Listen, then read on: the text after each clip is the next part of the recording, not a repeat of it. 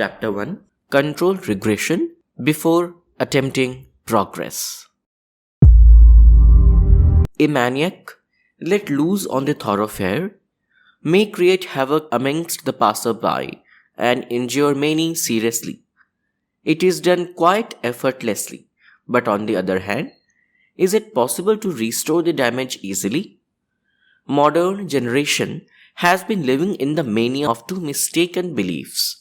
First, the scientific developments that have made man omnipotent, and second, that instant gain is all that matters. In this euphoria, man has totally lost balance of judgment. With scientific achievements, he has become so much power drunk that he has stopped thinking about consequences of his impetuous actions. Under the existing circumstances, irresponsible individuals keep on repenting for the outcome of their thoughtless misdeeds. World is facing similar crisis today. With a peculiar mania, man has begun to destroy systematically the very things on which his survival depends. Survival of human race is in danger. One has to pay a heavy price for the cruel jokes and playing with the nature. The numerous problems and crises in the society have arisen because of man's own irresponsible, wrong actions. In other words, we may call these exercises in futility. However, it is the responsibility of mankind itself to correct the wrong. There is no other option. No doubt, many innovations will be needed for ushering in a prosperous future in the next century. But the causes responsible for the present day problems will have to be reviewed to understand whether remedial measures were adequate. This much of analysis would itself be sufficient to resolve the problems to a great extent. To begin with, let us consider production. More or less 50% of population of the world today is hardly contributing anything to development of resources. An average human being spends almost his entire life in just looking after his domestic requirements. He neither makes economic nor intellectual contribution to the society expected from a healthy human being. His contributions to the numerous problems of the society beyond his home are minimal. He finds himself a mute witness to the problems of uneducated, poverty, and regression around himself. In the developed nations, women are playing a lead role in developmental activities of their homeland. If women are allowed to develop and systematize their God-gifted capabilities, they can effortlessly increase the expertise, productivity of their homeland manyfold.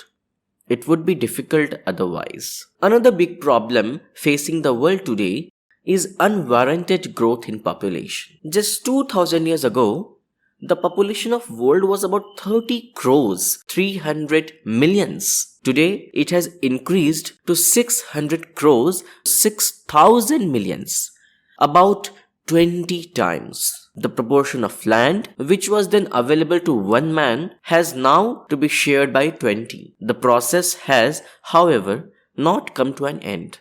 It is continuing in geometrical progression and gradually heading towards total ecological imbalance and disaster. If human lust could be restrained, procreation would automatically be constrained. Then, at some later stage, we may find hope for decline of population growth, which would inevitably help in alleviating many problems easily. These days, the tendency of thoughtless extravagance has crossed all limits by decency. It is well known that enough time and money is being squandered in consumption of liquors and drugs, showmanship, personal ornamentation, and in making expensive arrangements for matrimonial functions. Indecent makeups and wearings of vulgar garments by women encourage lustful reactions. Besides, it paves the way for sexual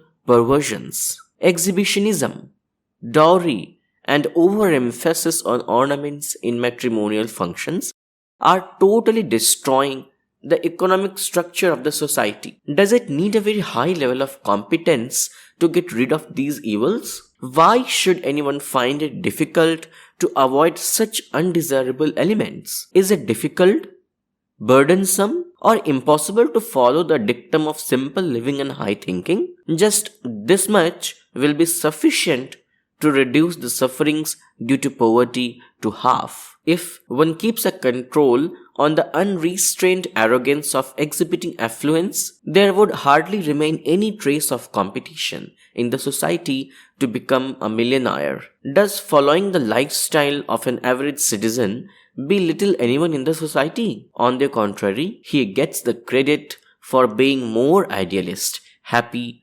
contented, disciplined, and liberal. If the expenditure on assuming the so-called high status of the society could be curtailed by following a modest style of living, enough will be saved for the downtrodden, and they will be liberated from their forced misery and helplessness. In this context, let us look at the structure of the armed forces, where all personnel of the same rank are provided identical facilities. Equality is, in fact, an ingredient of modesty. Communities of saints and ascetics follow an established code for living. Any departure from this code is always looked down upon. It is true that the status of kings and their ministers in the bygone days was recognized by the exhibition of their riches. For the modern society, this concept has become obsolete.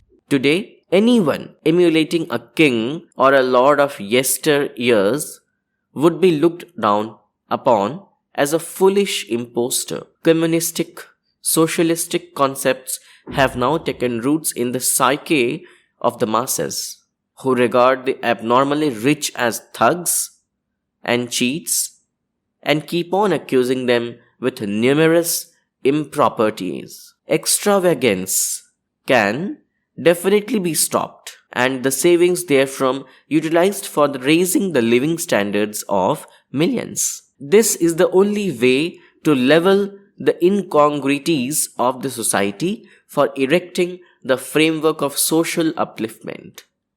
Affluence, when utilized for objectives other than arrogant exhibitionism, produce better results. Propriety of family inheritance in the economic structure should be limited to make provisions for living for the helpless. It could also be justified as business inheritance.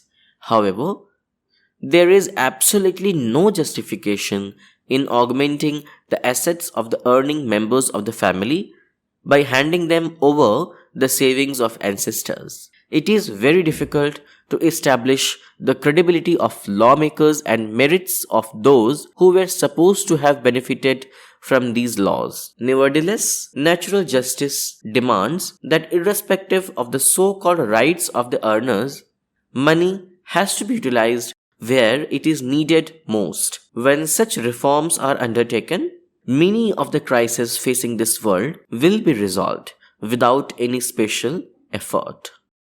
Problems of today, solutions for tomorrow by PtShriramSharmaAcharya. If you found this video helpful, then please like, comment and share it and subscribe to our YouTube channel RishiChintan. Please press the bell icon so that you will receive notifications of our upcoming videos. Thank you.